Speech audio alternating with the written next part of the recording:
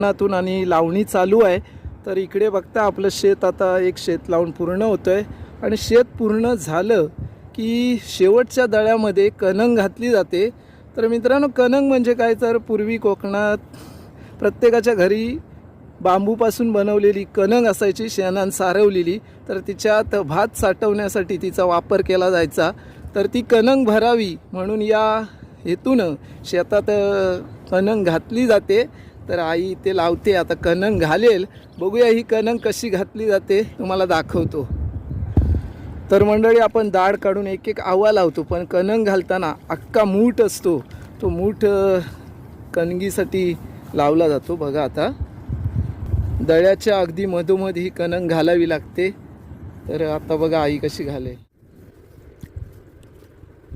ही आहे आपली कणंग, संपूर्ण मूठ आपण लावला आहे आणि त्याच्यामध्ये एक आवा खोवला आहे। तर अशा पद्धतीने